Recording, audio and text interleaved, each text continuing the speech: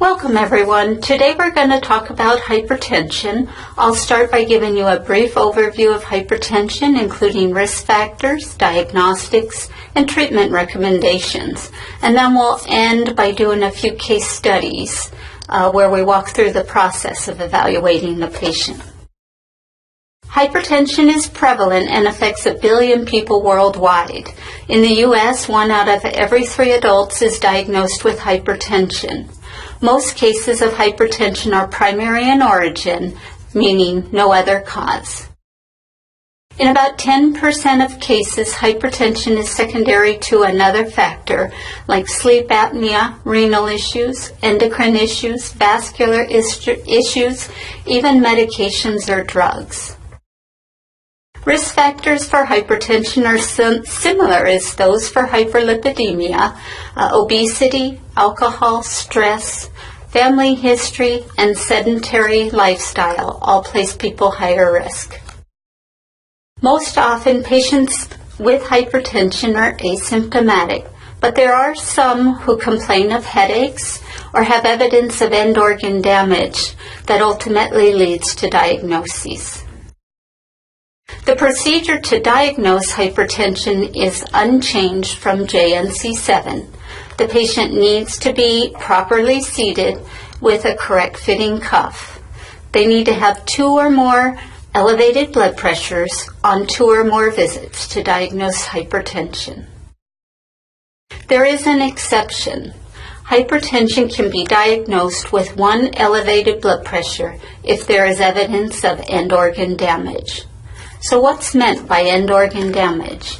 This includes findings like left ventricular hypertrophy on EKG, or you discover retinopathy when doing a fundoscopic exam, or you find protein in the urine. Obtaining a thorough history is essential when working with patients who have hypertension. Get a good story, and don't forget to explore issues like diet, alcohol consumption, what is their family history, are they taking any medications, including over-the-counter meds that might elevate their blood pressure, like non-steroidal anti-inflammatories, or have they been taking antihistamines like Sudafed, or do they use illicit drugs like cocaine or meth? Then we would do a review of system. Since hypertension is a systemic disease, we really need to get an extensive review of systems.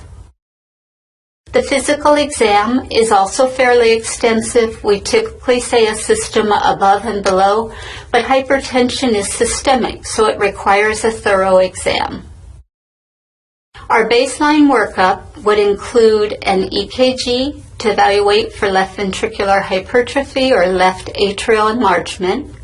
A urinalysis is typically done to look for proteinuria. We do a lipid panel looking for hyperlipidemia, and you would also want some other labs like a potassium, creatinine, a GFR, and a hematocrit. So now that you have a good assessment, let's talk about the guidelines. JNC8 was published in December of 2013. Panel members were chosen from 400 nominees based on their expertise in hypertension. JNC8 did not redefine high blood pressure, but believes the 140/90 definition from JNC7 remains reasonable. The panel only reviewed randomized controlled trials that had at least 100 subjects.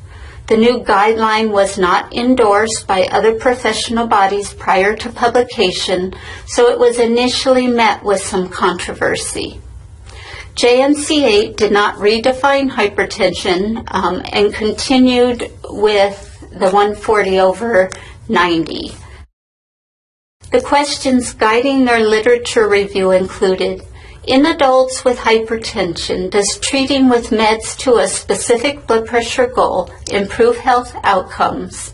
And did the drug classes offer additional benefits and or harms?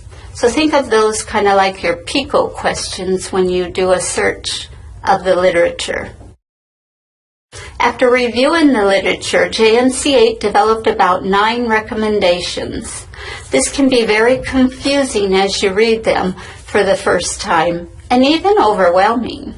But basically, in patients over the age of 60, medication should be started at a systolic blood pressure over 150 or a diastolic blood pressure over 90. If patients are under the age of 60, systolic pressure goal is less than 140, and the diastolic again is less than 90.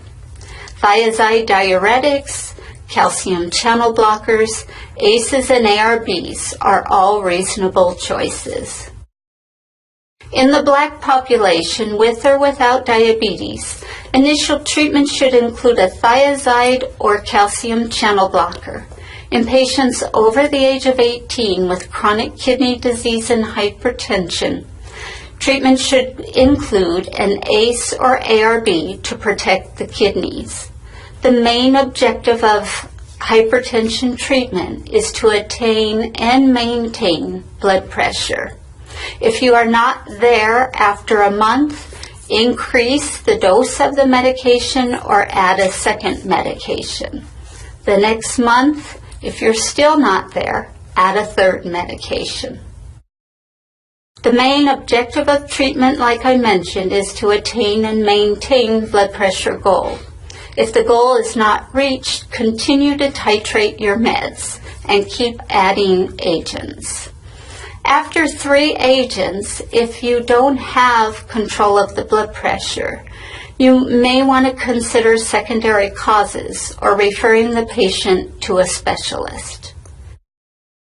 So while the recommendations really look confusing, as you're reading them, it really comes down to those 2 goals. If patient's over 60, goal is less than 150 over 90. If patient is younger or has diabetes or chronic kidney disease, the goal is less than 140 over 90. In September 2015, there was a news release regarding a landmark study done by NIH that was made public.